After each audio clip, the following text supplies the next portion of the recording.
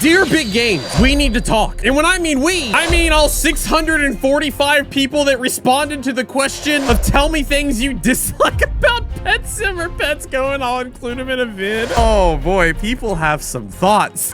Today, we are gonna talk about them. I love how Timmy here is like, no way, I'm risking partner status. I love it all. I thought it was a trap, bro. If I was partner on this, at least I fought the good fight. And I'm going down with the ship. I'm looking out for the little guy. You know it's bad whenever you have numerous coming out of the woodwork to do all of this stuff. I said, say one thing. Bro came in with an entire paragraph. He said, minimal content effort. If we look at the game, yeah, I mean, this is definitely a minimal content effort update. Don't get me wrong. Events are great in moderation. We'll talk about that a little later. But this event in particular is just a rebrand from the last week. There is absolutely no new content in this entire event, minus this cat here that is just a shrunken down version of this cat here. Big Games basically said, oh, you like the Valentine's Tower event update? Well, guess what? We're bringing it back again, where it's the exact same thing with new pets, but this time we're gonna urge you to rebirth. So much so that if we go back to the update day when I made this video right here, you'll see that you couldn't even play the update unless you just started completely over right then and there. So not only was there the fact that there was a rebirth, you were forced to do it. So yeah, that's definitely one of the biggest issues. In fact, I'll go ahead and say it, mainly because I already said it literally the day before I made this tweet. I said, dear Roblox devs, rebirths are a lazy cop-out.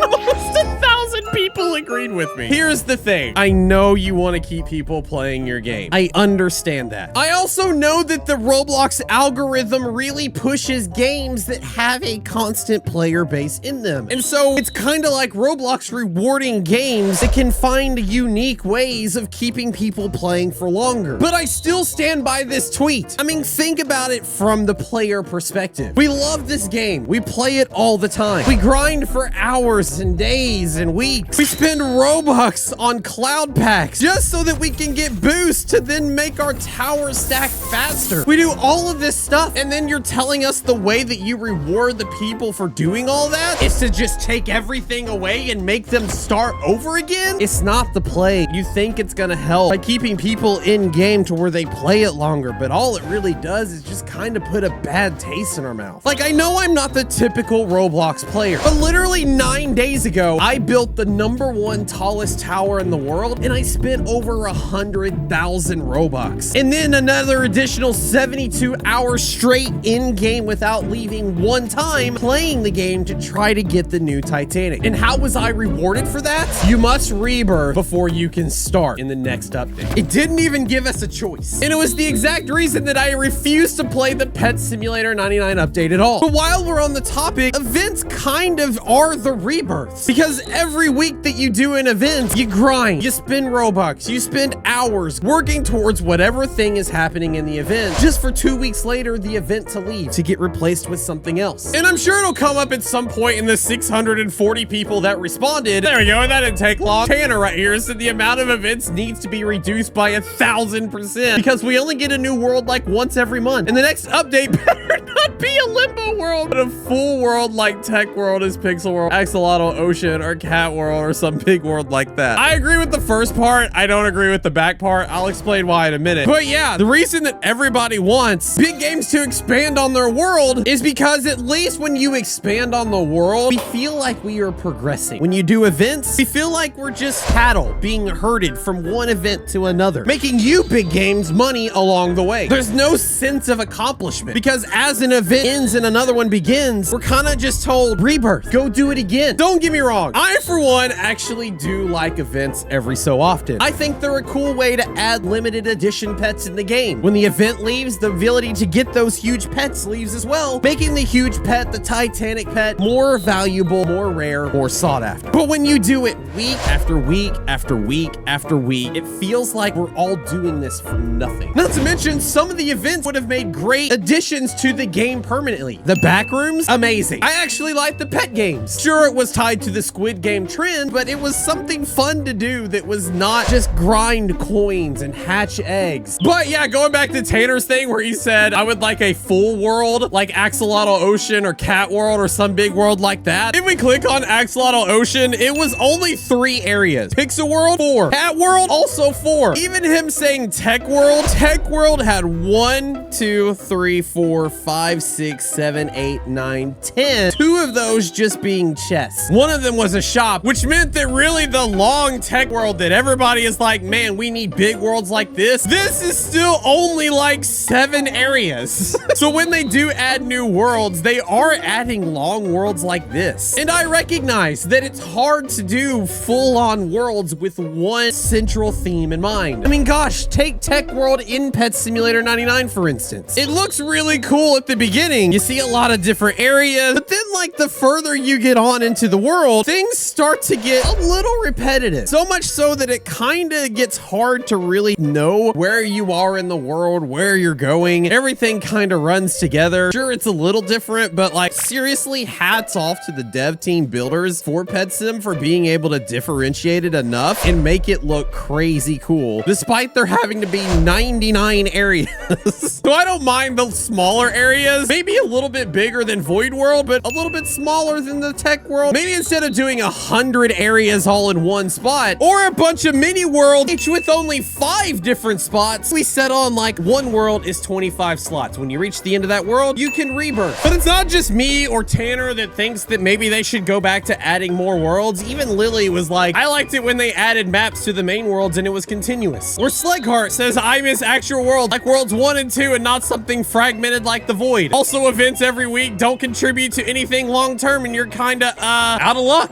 If it just so happens that you don't enjoy the week's events. Only do events nowadays. The lack of main worlds. I miss the updates like with Tech World, 25 new areas and new mechanics. People are tired of all the events. That's not the only thing people are tired of. D-Field here actually said, we were told we, as in big games we, never silently buff or nerf anything. This was a quote given to all the community by one of the big games devs. I don't remember which one. I looked, it could have been Preston, it could have been David, it could have been Coder Connor, Tony, a whole bunch of different ones. Either way, somebody somewhere at some point said, we never silently buff or nerf anything. Then he goes on to say, but every week it seems rates and chances are constantly changing. Be transparent and just tweet about things being buffed, changed, or fixed. Nobody enjoys the guessing game every week. And what's kind of funny is they always do tell you when they buff items. This is Coder Connor, one of the big games dev, and you can see just last week he said, Titanic chances have been buffed a bit. Good luck hatching. Earlier than that, he responded to this tweet here about the Doodle World gifts, and he said odds were buffed. But the thing is, things are silently being nerfed. And the best case example of this is not actually in Pet Simulator 99, although it is happening there. It seems to happen most in Pets Go. If we go to the items and we scroll down to the Heartbreak Present, we can see that the Titanic chances have a 1 in 377 million chance to get a shiny and a 1 in 3 million to get a regular Titanic. But when the update first came out, it was actually a 1 in 18 million for the shiny Titanic and a 1 in 190,000 for the regular Titanic. And when you go to search all the posts from big games or from the devs, nobody says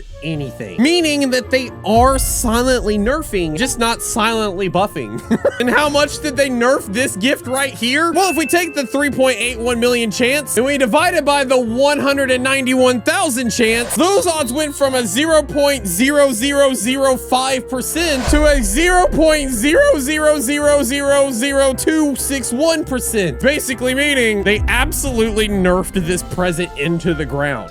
But it's not just the Heartbreak presents. It's also happened on the bundle of boosts. Kind of makes it to where all of us are always guessing what should we use now and keep for later. For instance, I used to keep a lot of God potions on hand because I knew the God potions were really good to have and would help tremendously in getting huge pets. Nowadays, you can use all the God potions in the world and get absolutely nothing from them because somehow or another they were nerfed too, but we just don't know how much. And like, I get it, man. I know that telling people back bad news, especially online and social media world, sucks. You're gonna get backlash, you're gonna get hate, especially in a game where a lot of kids are at and they just don't understand why you're nerfing things. I understand the need for nerfs. I understand that sometimes you put things out and things like this happens, where odds were buffed a little bit too much and they had to dial it back because of course we want to retain the value of the valuable pets, but you have to communicate. And the lack of communication is something that a lot of us are frustrated about. I mean, even Numerous was like little to no communication. Loved it when we used to get polls on whether we like something or don't. One thing I dislike about both games is when they silently nerf something without saying a word, whether it's to make something harder or easier to get. The boost bundle nerf. They always silently nerf the odds of stuff in Pets Go as the week goes on. It's the reason that I always joke that playing the game at the beginning of the week is so much better than playing the game at the end of the week. And while we are on the topic of items that are getting nerfed and stuff, we need to talk about how you get those items. And the biggest, most single issue that everybody has with the big games, Pets Go, Pet Simulator 99,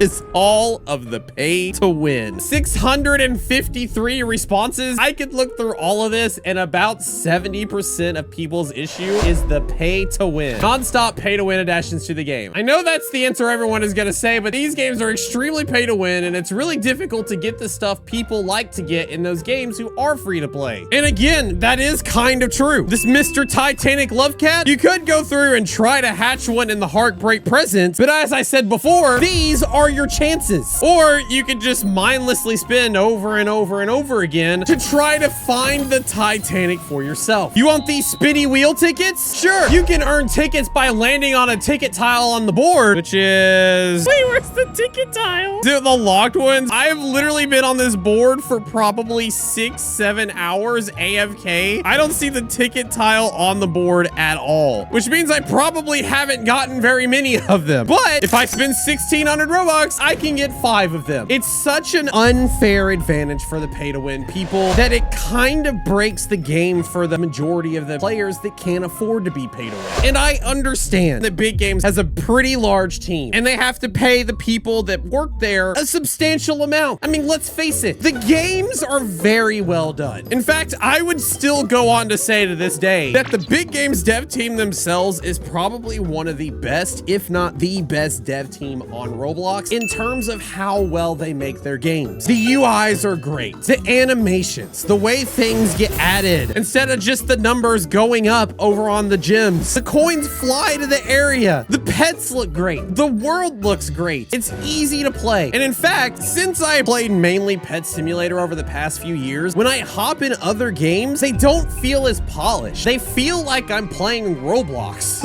And not to mention, Big Games doesn't have one, but 2 games that are in the top 12 games on Roblox, and they update them both weekly, without fail, same time, every single week. Big Games has to get paid, but you also got to remember your player base. And it's just a little bit too pay to win for most of everybody's liking. Even my wallet says it's too pay to win. I dislike how it's so unfair in certain updates for free-to-play players. I can't even get a Titanic without paying to win. I hate how impossible the events are to grind, especially since I'm semi-pay to win. Pay to win at an all-time high. Pet Go, some Hugis, and Titanics have the same animations. Yeah, we're gonna talk about that. Both sides pay to win. Pets Go, pay thousands to get really great luck. Pet Sim, just the same concept for most updates, except for the Squid Game update. People really like the added pet game benefit. Even Weird Block said, I wish there was more side quests. Like if obbies had more of a use, such as a leaderboard where the top 100 could get a huge every week or something. I think Pet Catchers did it best with scavenger hunts to unlock area, dance, mini games for secrets, and stuff like that. This person also talked about how completely pay to win clan wars were. And you know what? This is actually a great time to segue into the clan battles and just the overall state of clans as it is. I mean, think about it. If you're not in a clan or you're not in one of the top 10 clans that are in Pet Simulator, when is the last time you thought about clan wars? I mean, even go to the YouTube and type Pet Simulator 99 clan war and you can see out of the past few months,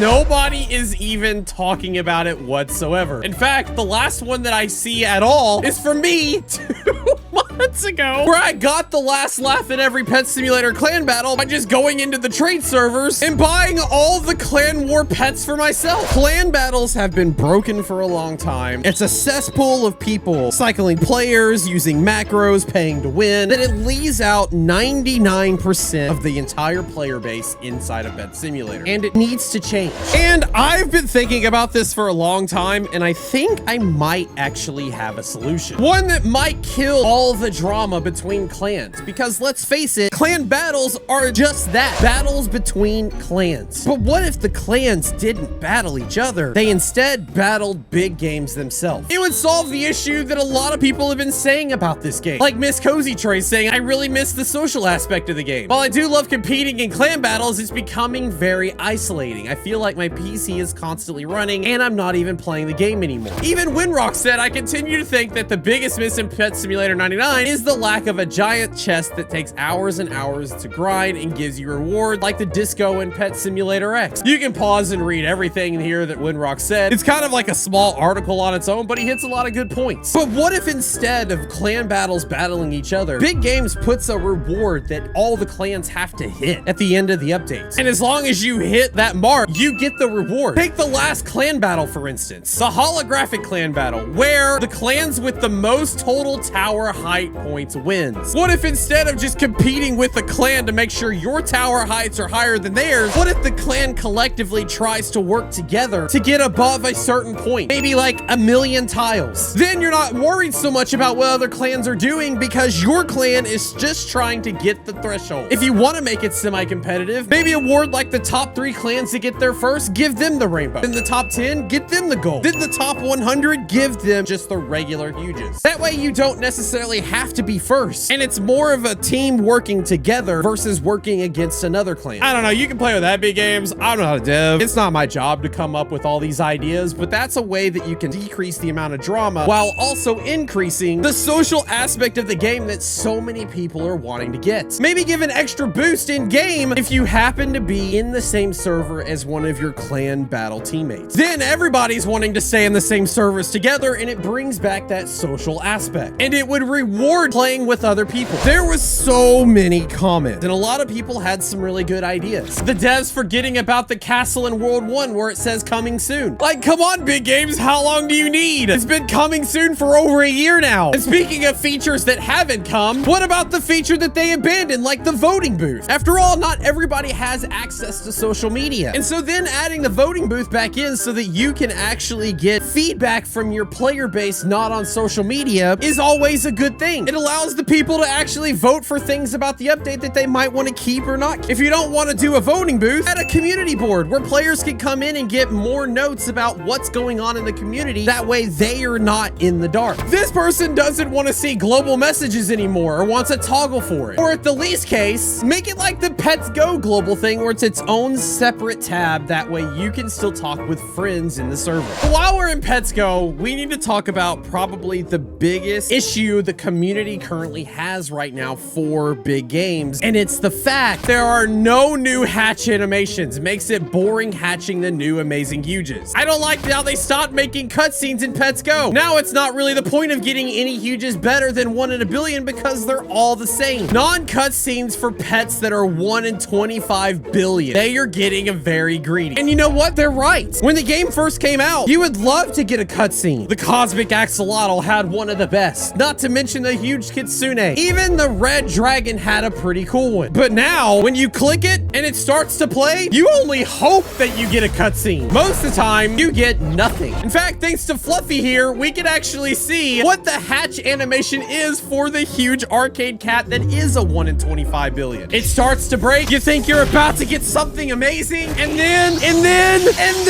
you get sorely disappointed as you just hatched one of the best huge pets in the game. Like, I guess he does wink at you at the end, but like, I don't know, man. But even to No Mercy's point here, there isn't really a point of getting better huges over 1 in a billion. Say you do hatch a Titanic, or you do get a 10 billion, or even a shiny. When you equip them and you go down and you look at your pets, you do get an increase, but look at that. The huge 1 in 1 billion fairy gives you a 50% increase. The shiny huge cat, 50% increase. The Kitsune fox, 50% increase. And the Titanic pet is a 50% increase. They're right. There is no reason whatsoever, no benefit to getting a Titanic versus just a regular 1 in 1 billion pet. The cutscenes was what set everybody apart. But this is why we make this video. This wasn't a video to bash big games and talk about how bad of a company they are. This was a video to give feedback to big games on how they can make a good game even better. One that we all would continue to love to play. And they are listening. Because just yesterday, I got a response from the big games dev, David himself. When I was talking about how if a pet was going to be a 2.5 billion or greater, it should definitely have a hatch animation. David responded, they became too much work for us to do in-house every week, so we just hired someone great to do them. Cutscenes are coming back soon. I'm working on importing one now. And as a man of his word, he did import one. As Real Lion Blocks was just sitting here fishing when he got the new hatch animation. And this is what it looks like. Oh, look at it bounce! Oh my god, dude! Okay.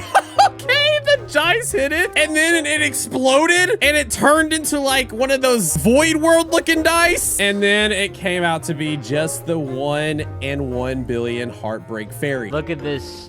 Here's the new Titanic animation. Okay, it's just like the heartbreak at the beginning, the heartbreak fairy, but then yep. Look at this. You're like I don't know, it's space.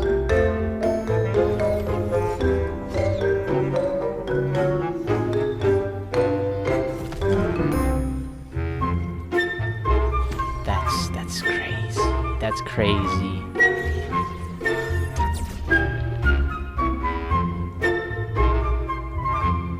Wowzers, bowsers. A step in the right direction for sure. Some people say it looks really good visual-wise, but it's a little bit underwhelming on the sound effects, and I agree. But that's something that they're working on, and this is a step in the right direction. We all just have to remember, big games are listening. They are trying. Making weekly scheduled updates on not 1, but 2 games is very, very difficult. Most game developers can only update once a month, while big games devs are essentially doing 8 updates a month. And like Warrior said, if the devs do get burned out, just say something. We will understand. We don't like the pumped out of the lazy updates, because when you do that, you decrease the quality of the game, and you could inadvertently end up ruining the economy, crashing the game even further. I wouldn't mind them going to bi-weekly updates, or stagger the updates for people who play both Pets Go and Pet Sim. Maybe update Pets Go one week and then update Pet Sim the next week, and then work off that schedule. Either way, I'd love to hear your thoughts on everything. Do you agree with the points that I've made? Do you also have a suggestion on what big games can do better? If so, leave a comment down below. And then after you finish, make sure you hit that subscribe button so you don't miss my next video. And then you can check out this next video from me. Thanks for watching, gamers. I'll see you later.